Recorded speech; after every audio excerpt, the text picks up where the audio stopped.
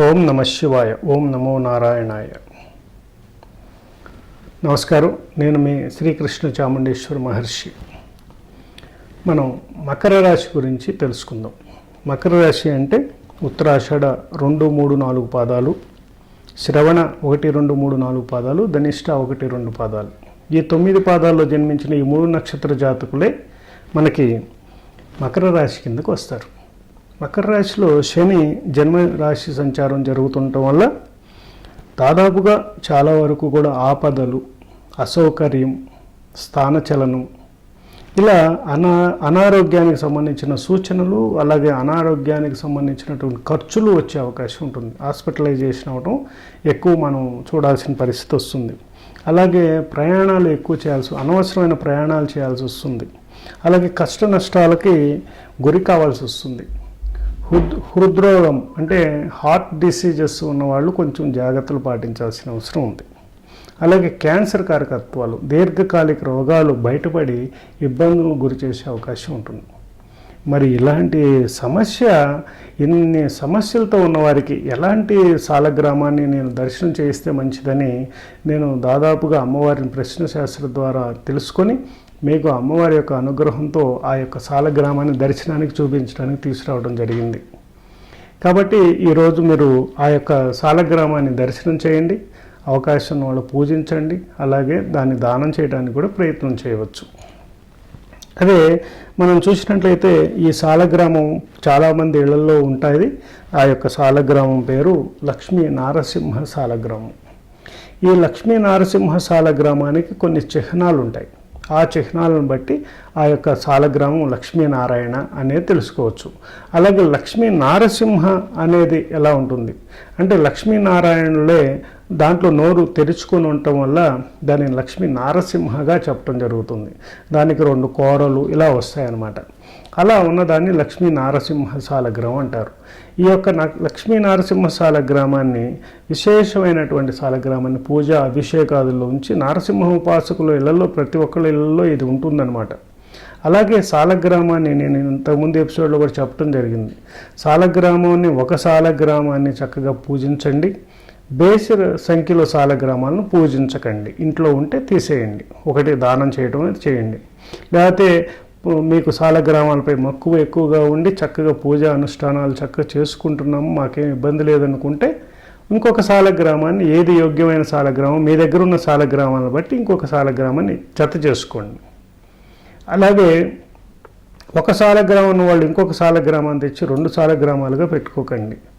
పెట్టుకుంటే 2 సాలగ్రామాలు కాకుండా ఎన్ని సరి సంఖ్యలో అయినా సాలగ్రామాలను పెట్టుకోవచ్చు. కాబట్టి ఇది మీరు అందరూ కూడా గ్రహించాల్సిన అవసరం ఉంది.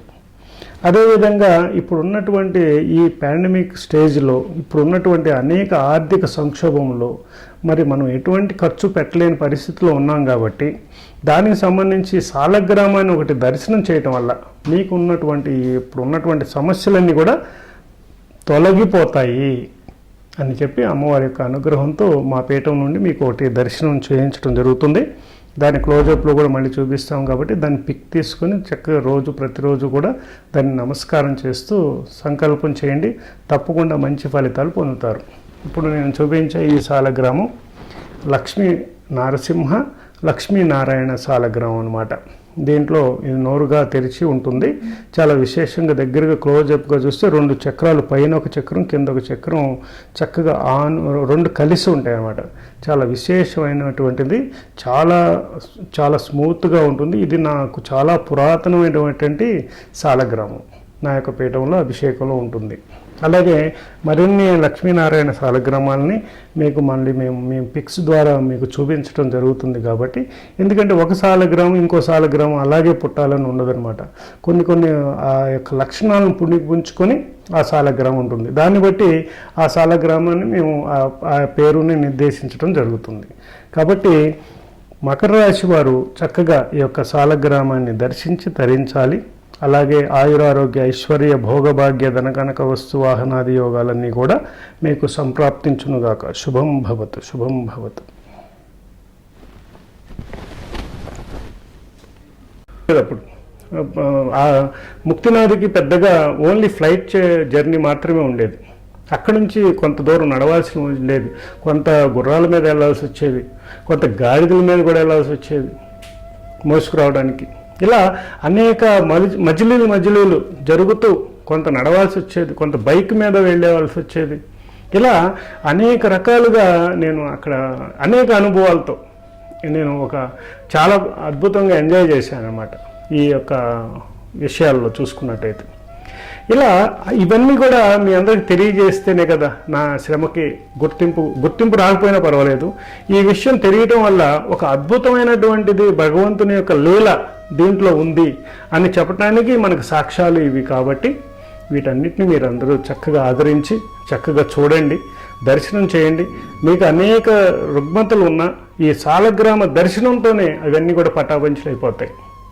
అలాగే ఎవరెవరు ఏ సాలగ్రామాలను పూజించాలనే దాని మీద కూడా నా రీసెర్చ్లో నా అభిప్రాయం ప్రకారం కొన్ని నేను సెలెక్ట్ చేసి చెప్పడం జరుగుతుంది. కాబట్టి ఈ యొక్క ఎపిసోడ్స్లో కానీ వచ్చే ఎపిసోడ్స్లో కానీ మన రాసుల ప్రకారం ఇప్పుడు వాళ్ళు అనుభవిస్తున్న సమస్యల దృష్ట్యా ఏ సాలగ్రామాన్ని పూజిస్తే మంచిది, అలాగే ఏ సాలగ్రామాన్ని ఇంట్లో ఉంచుకున్నా, ఏ సాలగ్రామాన్ని దానం చేస్తే మంచిది, ఏ సాలగ్రామాన్ని దేవాలయానికి ఇస్తే మంచిది అనేది కూడా మనం ప్రతి ఎపిసోడ్లో కూడా తెలుసుకుందాం.